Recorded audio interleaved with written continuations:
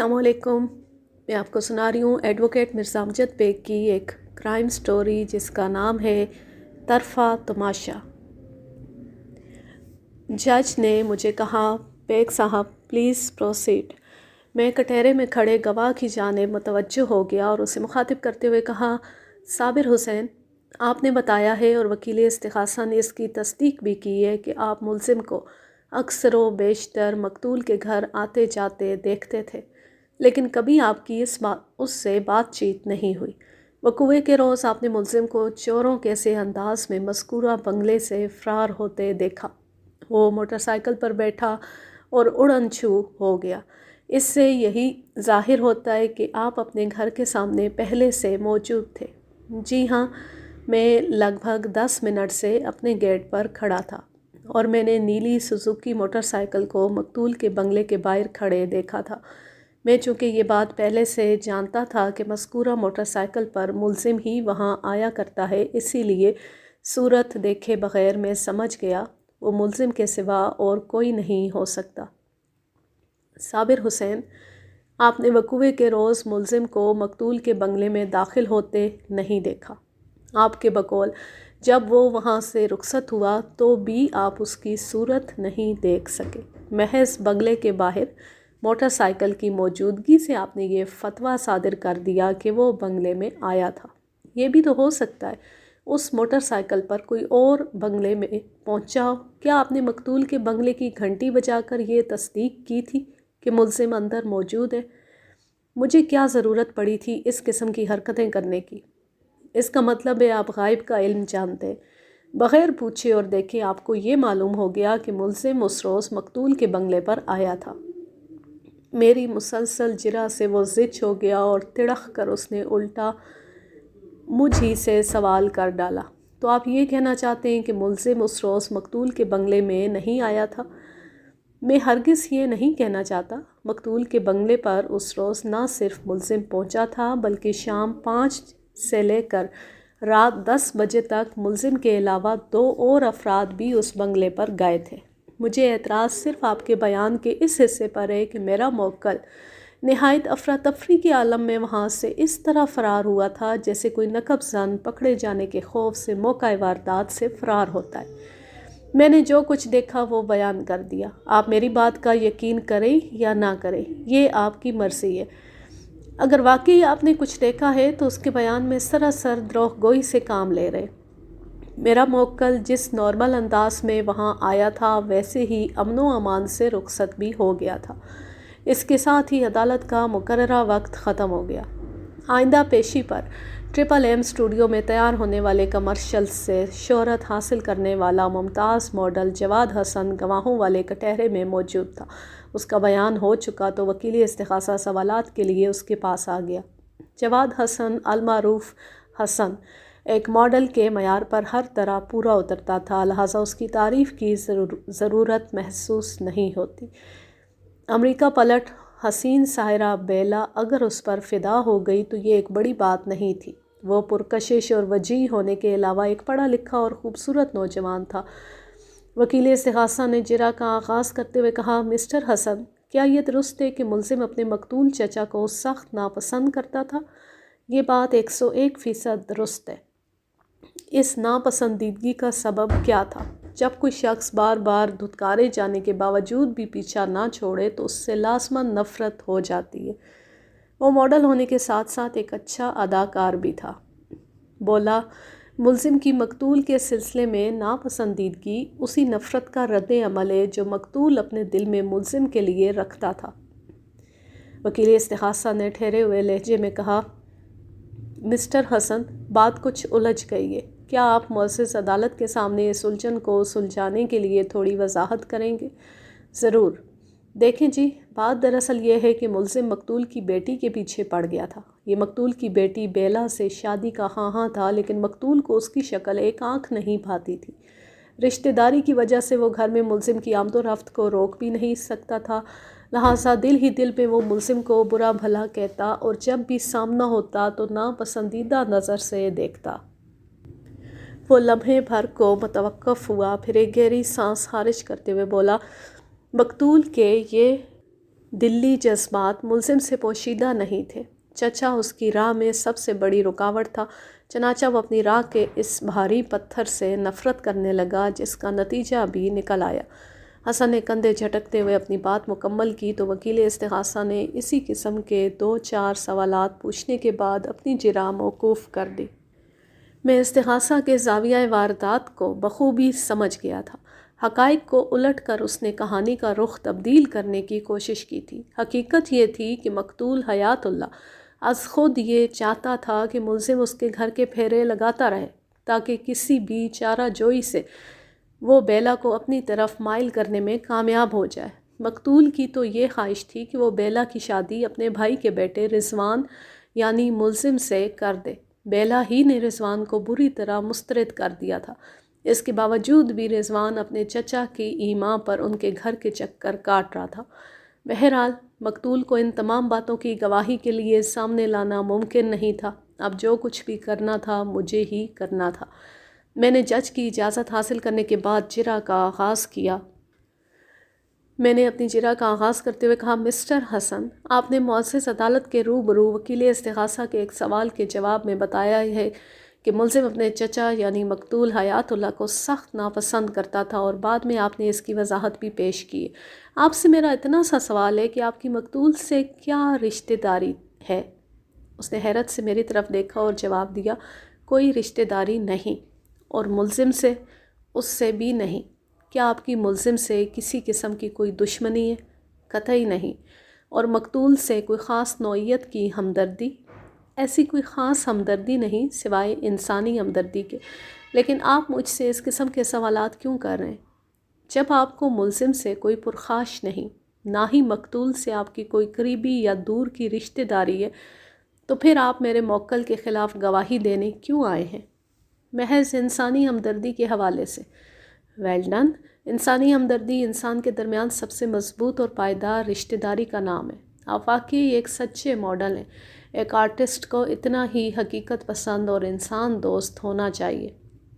وہ میرے منہ سے اپنے لیے تعریفی کلمات سن کر خوش ہو گیا۔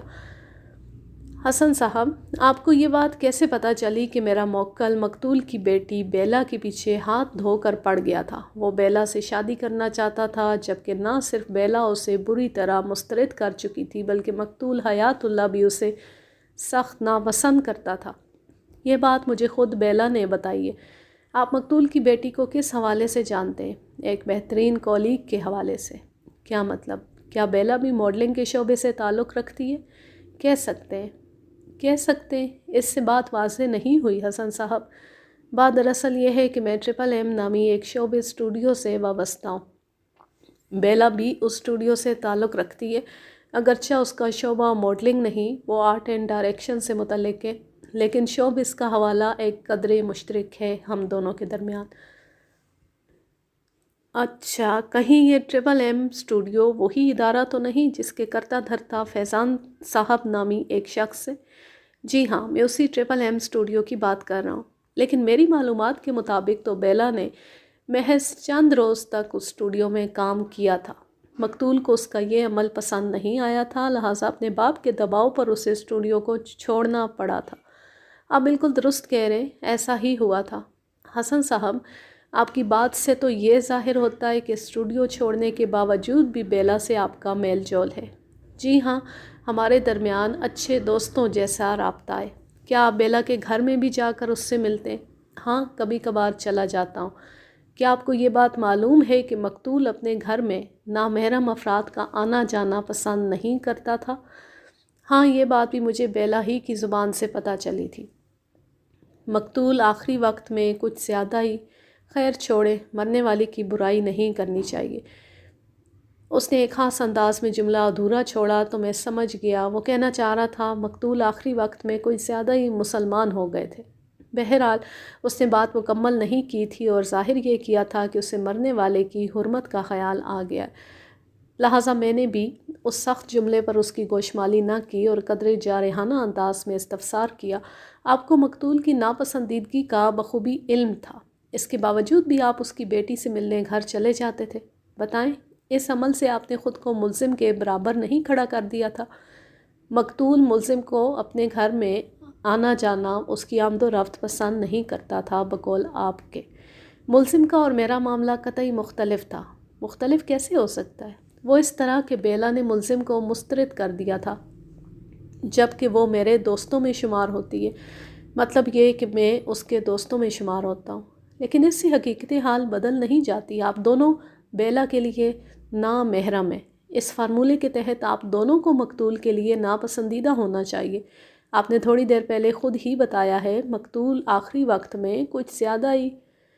میں نے بھی اسی کے انداز میں جملے کو نامکمل چھوڑا تو وہ ادھر ادھر دیکھنے لگا۔ اگر ملزم مقتول کی ناپسندیدگی کے سبب اسے قتل کر سکتا ہے تو ایسا خیال آپ کے ذہن میں بھی آنا چاہیے۔ کیا میں غلط کہہ رہا ہوں؟ وکیل صاحب، میں نے عرض کیا ہے نا، ملزم کا اور میرا معاملہ قطعی مختلف تھا۔ میں ایک مرتبہ پھر اپنی بات کو دہراؤں گا۔ میرے ذہن میں اس قسم کا خیال آنے کا سوال ہی پیدا نہیں ہوتا۔ میں نے ذہن میں خیال آنے کے بارے میں پوچھا تھا اور آپ نے ذہن میں سوال پیدا ہونے کی بات کر دی۔ کہیں اس کی وجہ وہی تو نہیں؟ کون سی وجہ؟ وجہ بہت سادہ سی ہے مسٹر جواد حسن، اور وہ وجہ یہ ہے کہ مقتول کے گھر میں آپ کی آمد و رفت سے مقتول آگاہ نہیں تھا، لہٰذا ناپسندیدگی کا سوال ہی پیدا نہیں ہوتا۔ آپ مقتول کے علم میں لائے بغیر اس کی غیر موجودگی میں اس کے گھر جا کر بیلا سے ملتے تھے۔ چونکہ آپ کی راہ میں کوئی رکاوٹ نہیں تھی، لہٰذا بقول آپ کے، آپ کا معاملہ ملزم کے معاملے سے قطعی مختلف تھا۔ میں نے کچھ غلط تو نہیں کہا؟ میرا خیال ہے آپ درست کہہ رہے ہیں مسٹر حسن۔ جیسا کہ آپ نے وکیل استغاثہ کو بتایا ہے کہ ملزم مقتول کی بیٹی بیلا کے پیچھے پڑ گیا تھا، وہ بیلا سے شادی کا خواہش مند تھا، اس لیے وہ بیلا کے یعنی مقتول کے گھر کے چکر لگاتا تھا۔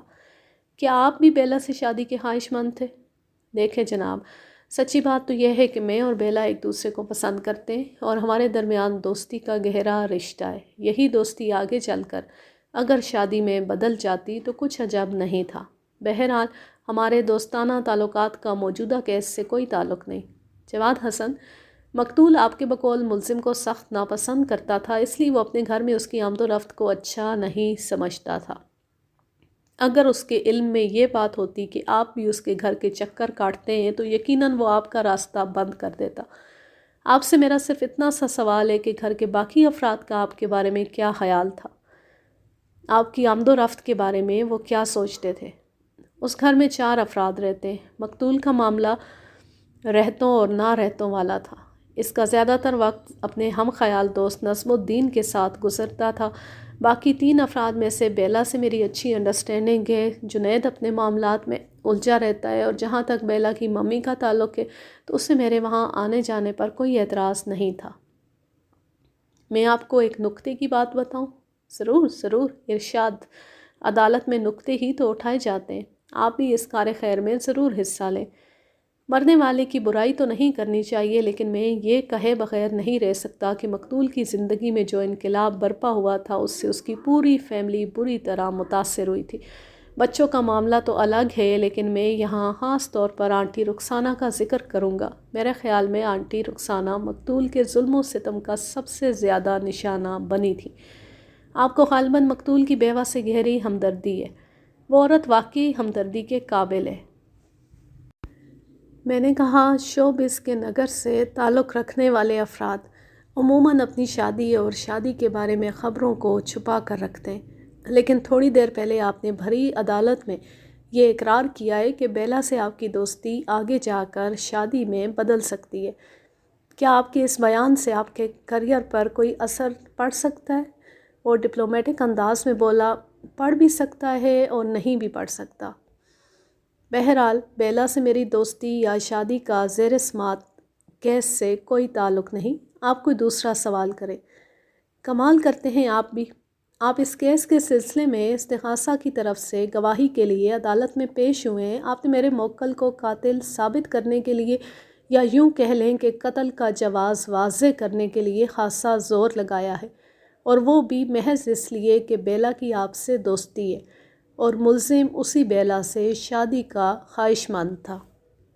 ان حقائق کی روشنی میں آپ بھلا کس طرح کہہ سکتے ہیں کہ آپ کی بیلا سے دوستی یا آئندہ شادی کے امکانات کا زیر سماعت کیس سے کوئی تعلق نہیں؟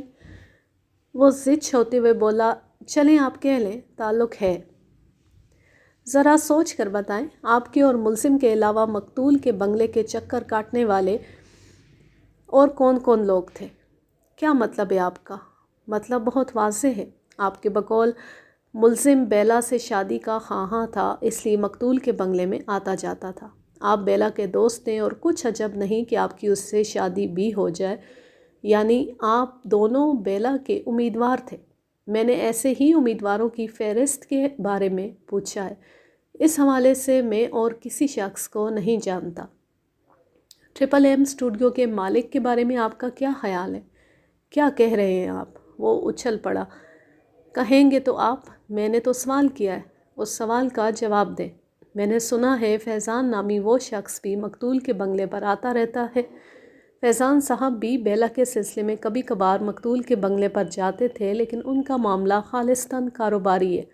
فیضان صاحب کی خواہش ہے کہ بیلا اسٹوڈیو کو جوائن کر لے۔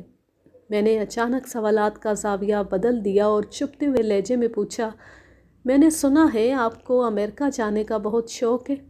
آپ نے بالکل ٹھیک سنا ہے، میں دراصل اپنے کام کے دائرے کو وسیع کرنا چاہتا ہوں، اور آپ جانتے ہیں پاکستان کی نسبت امریکہ میں میری ترقی کے امکانات زیادہ ہیں، اور اس سلسلے میں آپ نے بیلا کو استعمال کرنے کی کوشش بھی کی تھی۔ اس نے ایسی نظر سے مجھے دیکھا جیسے پوچھ رہا ہوں، آپ کو یہ بات کس نے بتائی ہے؟ بہرحال جواب دینا اس پر لازم تھا، اس لیے نگاہ چراتے ہوئے اس نے قدرے برہمی سے کہا، استعمال کرنے کے الفاظ مناسب نہیں ہیں، ہاں یہ کہہ سکتے ہیں کہ میں نے اس سے مشورہ کیا تھا، کیونکہ وہ امریکہ اور وہاں کے شوبز کے بارے میں وسیع معلومات رکھتی ہے۔ مشورہ؟ یہ مشورہ کہ چلو ہم خاموشی سے امریکہ کی طرف نکل جاتے ہیں، ہے نا؟ آپ بات کو غلط انداز میں پیش کر رہے ہیں وکیل صاحب۔ حسن صاحب، کیا آپ وقوعے کے روز بھی مقتول کے گھر گئے تھے؟ جی ہاں، گیا تھا۔ آپ وہاں کتنے بجے گئے تھے اور کتنی دیر تک وہاں رہے؟ میں لگ بھگ 6 بجے شام وہاں گیا تھا اور کم و بیش 1 گھنٹہ وہاں رکا تھا۔ کیا آپ کے 1 گھنٹہ وہاں قیام کے دوران کوئی اور نامحرم بھی اس بنگلے میں آیا تھا؟ میرا اشارہ ملزم اور فیضان کی طرف ہے۔ جی نہیں، مجھے کوئی بھی نظر نہیں آیا۔ کیا کبھی ایسا بھی ہوا کہ آپ وہاں گئے ہوں اور ان دونوں میں سے کوئی ایک یا وہ دونوں پہلے سے اس بنگلے میں موجود ہو؟ جی نہیں، میرے ساتھ کبھی ایسا اتفاق نہیں ہوا۔ حالانکہ آپ کا دعویٰ ہے ملزم ہر وقت اس بنگلے میں گھسا بیٹھا رہتا تھا۔ میرا یہ دعویٰ ان معلومات کی روشنی میں ہے جو وقتاً فوقتاً بیلا مجھے فراہم کرتی رہتی ہے۔ گویا آپ نے اپنی آنکھوں سے ملزم کو کبھی اس بنگلے کے اندر نہیں دیکھا۔ اس نے نفی میں گردن ہلا دی۔ میں نے اپنی جرح موقوف کر دی۔ اگلا گواہ ٹرپل ایم اسٹوڈیو کا مالک فیضان تھا۔ فیضان ایک دبلا پتلا پستہ قامت شخص تھا۔ اس نے کلف دار شلوار قمیض اور سیاہ ویسٹ کوٹ زیب تن کر رکھا تھا۔ اس کی مونچھوں کے بال خاصے باغی اور منتشر سے تھے اور وہ اچھی خاصی صحت مند بھی تھی۔ لگتا تھا فیضان نے اپنی شخصیت کی کمی کو پورا کرنے کے لیے اتنی گھنی مونچھیں رکھی ہوئی تھیں۔ فیضان کی عمر 45 اور 50 کے درمیان رہی ہوگی۔ فیضان نے سچ بولنے کا حلف اٹھایا اور اپنا مختصر سا بیان ریکارڈ کروا دیا۔ اس کے بعد وکیل استغاثہ نے سرسری سی جرح کر کے اسے فارغ کر دیا۔ استغاثہ کی جانب سے حسن اور فیضان کو کم و بیش ایک ہی مقدمے کے لیے عدالت میں پیش کیا گیا، اور وہ دونوں کسی نہ کسی حوالے سے بیلا سے متعلق رہے تھے۔ بیلا ہی کی زبانی انہیں پتہ چلا تھا کہ ملزم اس سے شادی کرنے کے لیے اتنا بے چین ہے کہ ہر وقت ان کے گھر میں گھسا رہتا ہے، جس کے سبب مقتول کو اس سے نفرت سی ہو گئی ہے۔ اس کے نتیجے میں ملزم بھی مقتول کو ناپسند کرنے لگا تھا، اور یہی ناپسندیدگی اس ناخوشگوار واقعے کا سبب بن گئی۔ لیکن فیضان کو دھونے کے لیے میرے پاس کاسٹک سوڈے کی کمی نہیں تھی۔ میں اپنی باری پر گواہ والے کٹہرے کے نزدیک آ کر کھڑا ہو گیا۔ یہ اصول میں پہلے بھی کئی مرتبہ بیان کر چکا ہوں کہ عدالت میں ایک وقت میں صرف ایک گواہ کو پیش کیا جاتا ہے، تاکہ اس کے بیان اور بعد میں اس پر ہونے والی جرح سے دوسروں کی گواہی متاثر نہ ہو۔ میں نے استغاثہ کے گواہ حسن سے جو سوالات کیے تھے، فیضان ان سے قطعی ناواقف تھا۔ میں چند لمحات تک ٹٹولنے والی نظر سے گواہ کا جائزہ لیتا رہا، پھر جرح کے سلسلے کا آغاز کرتے ہوئے کہا، فیضان صاحب، کیا آپ ٹرپل ایم اسٹوڈیو کے مالک ہیں؟ جی ہاں، بلا شرکت غیرے۔ یہ تو بہت اچھی بات ہے، ورنہ پارٹنرشپ بزنس میں 100 جھمیلے ہوتے ہیں۔ میں پارٹنرشپ کا کبھی قائل نہیں رہا۔ یہاں پر آپ کا بزنس کیسا چل رہا ہے؟ اللہ کا شکر ہے۔ فیضان صاحب، پچھلے دنوں میرے سننے میں آیا تھا کہ آپ اپنا جمایا بزنس فروخت کر کے بیرون ملک منتقل ہونے کا ارادہ رکھتے ہیں۔ غالباً آپ کا امریکہ جانے کا پروگرام تھا۔ آپ کو یہ بات کس نے بتائی ہے؟ ذریعے کو چھوڑیں فیضان صاحب، میرے سوال کا ہاں یا نا میں جواب دیں۔ وہ یکلخت بہت زیادہ گھبرا گیا، لیکن جلد ہی سنبھل گیا اور محتاط لہجے میں جواب دیا، نہیں، ایسی کوئی بات نہیں، آپ نے بالکل غلط سنا ہے۔ لوگوں کو افواہیں اڑانے کا کچھ زیادہ ہی شوق ہے۔ آپ خود سوچیں وکیل صاحب، جس شخص کا یہاں پاکستان میں اپنا بزنس جمع ہوا ہو، اچھا چل رہا ہو، وہ کسی اور طرف کا رخ کرنے کے بارے میں کیوں سوچے گا؟ آپ بالکل بجا فرماتے ہیں فیضان صاحب، آپ تو دل پر لے گئے۔ بھول بھی جائیں اس بات کو، میں نے تو ایسے ہی ایک سوال کر دیا تھا۔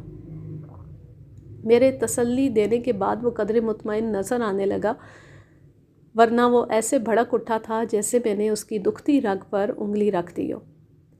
میں نے اپنی جرح کو آگے بڑھاتے ہوئے کہا، فیضان صاحب، کیا آپ کو معلوم ہے آپ استغاثہ کے گواہ ہیں؟ جی ہاں، میں یہ بات اچھی طرح جانتا ہوں۔ یعنی آپ میرے موکل کے خلاف گواہی دینے کے لیے عدالت میں آئے۔ دیکھیں جناب، میں کسی کے حق میں ہوں اور نہ ہی کسی کے خلاف۔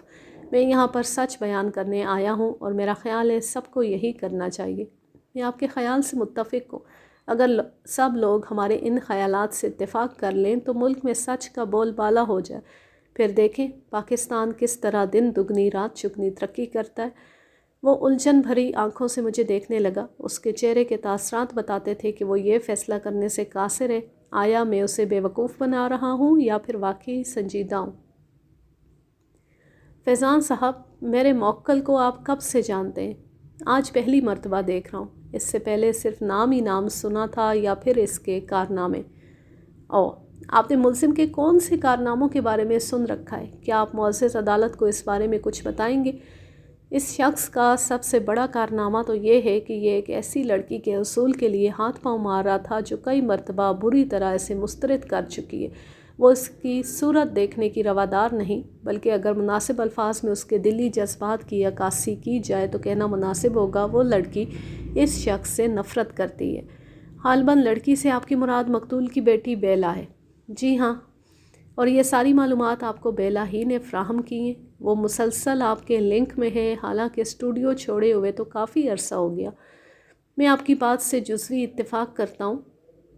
بیلا مجھ سے واقعی لنک میں ہے اور زیادہ تر باتیں مجھے اسی کی زبانی پتہ چلی ہیں، لیکن یہ کہہ دینا کہ وہ اسٹوڈیو چھوڑ چکی ہے درست نہیں۔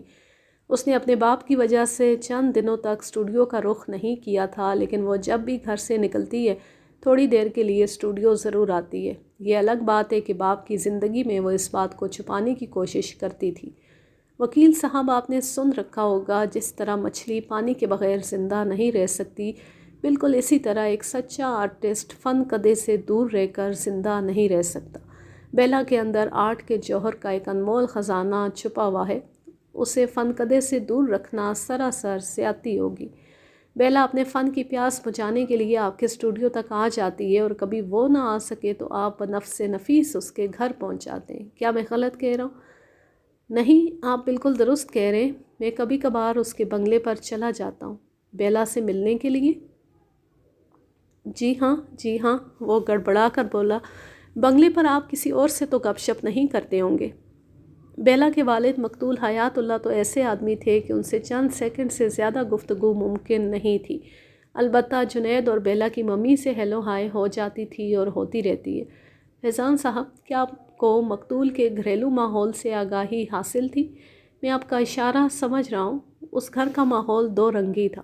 مقتول اپنے بیوی بچوں کو جس قسم کی زندگی گزارنے کے لیے مجبور کرتا تھا، میں اس کے خلاف ہوں۔ وہ نارمل انسانوں والی زندگی نہیں، اور اس سلسلے میں آپ کی ساری ہمدردیاں مقتول کی بیوہ رخسانہ بیگم اور دونوں بچوں کے ساتھ تھیں۔ نیچرل سی بات ہے، میں جس شے کا حامی ہوں میری ساری ہمدردیاں اسی سلسلے میں ہوں گی۔ میں نے بتایا ہے نا، مقتول اپنی بیوی بچوں کو جس قسم کی زندگی گزارنے کے لیے مجبور کرتا تھا، میں اس کے سخت خلاف ہوں۔ انتہا پسندی ہمیشہ نقصان پہنچاتی ہے، لیکن افسوس کہ مقتول کا ذہن جس انداز میں الٹ چکا تھا اسے سمجھانا کسی کے بس کی بات نہیں تھی۔ اسی لیے آپ مقتول کا سامنا کرنے کے بجائے محض اس کی بیوی رخسانہ بیگم کو تسلیاں دیتے رہے کہ وہ فکر نہ کرے، سب ٹھیک ہو جائے گا۔ یہ میرا حق بنتا تھا، آپ اسے میرا فرض بھی کہہ سکتے ہیں۔ جن لوگوں سے تعلقات ہوں ان کی بہتری کے بارے میں سوچنا چاہیے۔ کیا آپ یہ کہنا چاہتے ہیں کہ مقتول سے آپ کے فیملی ٹرمز تھے؟ جی ہاں، اس میں شک کی کوئی گنجائش کہاں بنتی ہے۔ میں ان کا خیرخواہ تھا۔ بیلا کے اندر موجود ٹیلنٹ کو اگر زنگ لگ جاتا تو یہ ایک افسوسناک بات ہوتی۔ میری کوشش تھی کہ وہ گھر سے نکلے اور اپنی فیلڈ میں نمایاں کارنامے انجام دے۔ اس نے میرے سوال کا جواب دینے کے بجائے الٹا گھمانے کی کوشش کی تھی۔ میں نے صبر و تحمل سے اس کی بات سنی اور کہا، آپ نے میرے سوال کا جواب نہیں دیا فیضان صاحب۔ میں نے پوچھا تھا کہ آپ کے مقتول کی فیملی کے ساتھ ایسے تعلقات تھے جنہیں فیملی ٹرمز کہا جائے۔ میرا خیال ہے میں نے آپ کے سوال کا جواب دے دیا ہے۔ اگر آپ کی سمجھ میں نہیں آیا تو واضح الفاظ میں بتا دیتا ہوں۔ میں نے مقتول کی فیملی کے ساتھ ویسے ہی روابط استوار کر رکھے تھے جو عرف عام میں فیملی ٹرمز کہلاتے ہیں۔ فیضان صاحب، آپ کی بات میری سمجھ میں آ گئی۔ اب آپ بھی میری یہ بات سمجھ لیں کہ فیملی ٹرمز یک طرفہ نہیں ہوتے۔ کیا مقتول یا اس کی فیملی کا کوئی فرد آپ کے گھر بھی اسی بے تکلفی سے جاتا تھا جس طرح آپ بیلا سے ملنے مقتول کے بنگلے پر آتے تھے؟ نہیں، ایسا اتفاق کبھی نہیں ہوا۔ وہ گڑبڑا کر بولا، ادھر سے کوئی آدمی کبھی میرے گھر نہیں گیا۔ کیا کبھی آپ اپنی بیوی یا بچوں کو لے کر مقتول کے گھر آئے تھے؟ نہیں، ایسا بھی کبھی نہیں ہوا۔ کیا آپ کی فیملی، خصوصاً آپ کی بیوی کو یہ بات معلوم تھی کہ آپ بیلا یا اس کی ممی سے ملنے کی خاطر مقتول کے گھر جاتے رہتے تھے؟ اس نے جواب دینے سے پہلے امداد طلب نظر سے وکیل استغاثہ کی طرف دیکھا۔ وکیل استغاثہ نے عدالت میں اپنی موجودگی کا یقین دلانے کے لیے کھنکار کر گلا صاف کیا اور چیخ سے مشابہ آواز میں بولا، آبجیکشن یور آنر۔ وکیل صفائی حد سے تجاوز کریں۔ اپنے بے سروپا سوالات سے انہوں نے استغاثہ کے معزز گواہ کو پریشان کر رکھا ہے۔ گواہ اور مقتول کے فیملی ٹرمز کا موجودہ کیس سے کوئی تعلق نہیں۔ فاضل وکیل اس قسم کی طولانی حرکتوں سے معزز عدالت کا قیمتی وقت برباد کرنے کے سوا کچھ نہیں کر رہے۔ وکیل استغاثہ نے اس مختصر خطاب سے جج اور حاضرین عدالت کو یہ یقین دلانے کی کوشش کی تھی کہ اس کیس کا استغاثہ زندہ ہے۔ جج نے اس کے آبجیکشن کو غور سے سنا اور سوالیہ نظر سے میری طرف دیکھتے ہوئے بولا، بیگ صاحب، آپ اپنی جرح کو متعلقات تک محدود رکھنے کی کوشش کریں۔ وکیل استغاثہ نے جج کے اس حکم پر فاتحانہ نظر سے مجھے دیکھا۔ اس کے خیال میں جج نے مجھے ڈانٹ پلائی تھی۔ میں نے وکیل استغاثہ کے ارمانوں کا جنازہ نکالتے ہوئے کہا، یور آنر، میں استغاثہ کے معزز گواہ مسٹر فیضان سے جو کچھ بھی پوچھ رہا ہوں اس میں سے کوئی بھی بات اس کیس کے حوالے سے غیر متعلق نہیں۔ اگر وکیل استغاثہ چند منٹ تک صبر و تحمل کا مظاہرہ کرنے کا وعدہ کریں تو سب کچھ واضح ہو جائے گا۔ بیگ صاحب، آپ اپنی جرح جاری رکھیں۔ فیضان صاحب، آپ نے ابھی تک میرے سوال کا جواب نہیں دیا۔ آپ کی آسانی کے لیے میں اپنے سوال کو دہرا دیتا ہوں۔ اس کی قطعاً کوئی ضرورت نہیں۔ مجھے یاد ہے آپ نے مجھ سے کیا پوچھا تھا۔ آپ کے سوال کا جواب یہ ہے کہ میری بیوی ان معاملات سے واقف نہیں تھی۔ سن لیا آپ نے؟ اس کی برہمی جج سمیت تمام حاضرین عدالت کے لیے چونکنے کا باعث تھی، کیونکہ میں نے ایسی کوئی بات نہیں کی تھی جس پر اتنا غصہ دکھایا جاتا، اور کوئی سمجھے یا نہ سمجھے لیکن میں اس کی برہمی کا سبب بخوبی جانتا تھا۔ دراصل اس نے میرے ہاتھ میں چمکتی ہوئی تیز دھار چھری کو دیکھ لیا تھا۔ اسے خدشہ تھا کہ جرح جس رخ پر جا رہی ہے وہاں کسی بھی مقام پر میں اسے کہیں ذبح نہ کر ڈالوں۔ فیضان صاحب، آپ کی فیملی کا کوئی فرد کبھی مقتول کے گھر نہیں گیا؟ مقتول کی فیملی میں سے بھی کبھی کوئی فرد آپ کے گھر نہیں گیا؟ حتیٰ کہ آپ کے گھر والوں کو اس بات کا علم ہی نہیں کہ آپ مقتول کی فیملی کے ساتھ کسی قسم کے تعلقات رکھتے تھے۔ کیا ان تعلقات کو فیملی ٹرمز کہا جائے گا؟ آپ فیملی ٹرمز کو گولی ماریں جی، کوئی اور بات کریں۔ فیضان صاحب، فیملی ٹرمز کو گولی مارنا بہت مشکل ہے۔ یہ ایسا آسان کام نہیں جیسا حیات اللہ کو گولی مار کر ہلاک کرنا۔ آپ کی مقتول کے گھر میں آمد و رفت محض فیملی ٹرمز کی مرہون منت تھی، ورنہ ایک ایسا گھر جہاں نامحرموں کا داخلہ ممنوع ہو، آپ کا بلا روک ٹوک وہاں جانا کیا معنی رکھتا ہے؟ وہ میری وضاحت کو نظر انداز کرتے ہوئے بولا، آپ نے حیات اللہ کو گولی مارنے والی کیا بات کی ہے؟ میرا اس معاملے سے کیا تعلق ہے؟ میں نے اس کی گھبراہٹ کے نتیجے میں پیغام رساں نظر سے جج کی جانب دیکھا۔ جج نے میں نے خیز انداز میں گردن ہلائی۔ میں مطمئن ہو گیا کہ جج نے گواہ کے آتشی رد عمل کو اپنی یادداشت میں نوٹ کر لیا تھا۔ میں نے جرح کو ایک نئے زاویے پر ڈالتے ہوئے گواہ سے سوال کیا، کیا وقوعے کے روز بھی آپ مقتول کے گھر گئے تھے؟ جی ہاں، گیا تھا۔ آپ اس روز کب اور کتنے وقت کے لیے وہاں گئے تھے؟ میں کم و بیش رات 8 بجے وہاں پہنچا تھا۔ جنید اس وقت گھر میں موجود نہیں تھا۔ میں نے بیلا اور اس کی ممی سے چند باتیں کی اور واپس آ گیا۔ میرا خیال ہے میں زیادہ سے زیادہ آدھا گھنٹہ وہاں رکا ہوں گا۔ اس دوران میں مقتول تو گھر کے اندر موجود نہیں ہوگا، کیونکہ اس سخت گیر شخص کی موجودگی میں آپ کا وہاں قدم بھی رکھنا ممکن نہیں تھا۔ آپ کا اندازہ بالکل درست ہے، مقتول واقعی گھر میں موجود نہیں تھا۔ مجھے بتایا گیا تھا مقتول مغرب کی نماز سے تھوڑا پہلے گھر سے نکل جاتا تھا اور پھر عشاء کی نماز کے بعد اس کی واپسی ہوتی تھی۔ سنا ہے دونوں نمازوں کے درمیان کا وقت وہ اپنے کسی دوست نظم الدین کے ساتھ گزارتا تھا۔ فیضان صاحب، جس دوران میں آپ مقتول کے گھر میں رہے، کیا ملزم بھی وہاں موجود تھا؟ میں جس وقت وہاں سے رخصت ہو رہا تھا تو میں نے اس کی نیلی موٹر سائیکل بنگلے کے باہر کھڑی دیکھی تھی۔ البتہ بنگلے کے اندر وہ مجھے کہیں دکھائی نہیں دیا تھا۔ آپ کے بیان کے مطابق آپ لگ بھگ 8:30 بجے جائے واردات سے رخصت ہو گئے تھے۔ اس کا مطلب ہے ملزم 8:30 بجے وہیں آس پاس کہیں موجود تھا۔ میں اس سلسلے میں کوئی تصدیق یا تردید نہیں کر سکتا۔ آپ یہ تو بتا سکتے نا کہ آپ نے مقتول کی بیوہ اور بیٹی سے ایک ساتھ بات چیت کی تھی یا الگ الگ؟ الگ الگ۔ پہلے میں نے بیلا سے بات کی اور بعد میں رخسانہ سے میری مختصر بات چیت ہوئی تھی۔ مسٹر فیضان، ملزم کی چچی رخسانہ آپ کو کیسی لگتی ہے؟ یہ سوال کرتی میں نے اس کی آنکھوں میں نگاہ گاڑ دی۔ میرے سوال کے تیکھے پن نے فیضان کو بری طرح بوکھلا دیا۔ اس کی بوکھلاہٹ کو وہاں موجود ہر شخص نے محسوس کیا۔ ایک سیدھے سادے سوال پر کسی کا بوکھلا جانا خواہ مخواہ دیکھنے والوں کو شک میں مبتلا کرتا ہے۔ وہاں بھی کچھ اسی قسم کی صورتحال پیدا ہو گئی۔ سب لوگ منی خیز نگاہوں سے استغاثہ کے گواہ فیضان کو دیکھ رہے تھے۔ وہ اس سچویشن سے اور زیادہ کنفیوز ہو گیا۔ مجھ سے مخاطب ہوتے ہوئے تلخی سے بولا، وکیل صاحب، اس قسم کے سوال سے آپ کا مقصد کیا ہے؟ مقصد بہت واضح ہے فیضان صاحب۔ آپ کا ایک شخص سے ملنا جلنا ہے اور ان تعلقات کو آپ فیملی ٹرمز بھی کہتے ہیں۔ میں نے محض اس شخص کے بارے میں آپ کی رائے پوچھی۔ ظاہر ہے جس شخص کے ساتھ آپ کے فیملی ٹرمز ہو وہ آپ کو برا تو نہیں لگتا ہوگا۔ کیا خیال ہے آپ کا؟ بہت نیک خیال ہے جناب۔ آپ کے سوال کا جواب یہ ہے کہ مقتول کی بیوی رخسانہ بیگم ایک نستعلیق اور بااخلاق خاتون ہے۔ یعنی انڈائریکٹ وے میں آپ یہ کہہ رہے ہیں کہ بیلا کی ممی آپ کو بری نہیں لگتی تھی۔ سوال ہی پیدا نہیں ہوتا۔ اس کا واضح مطلب یہ ہے کہ اچھی لگتی ہیں۔ اس نے اسبات میں گردن ہلا دی۔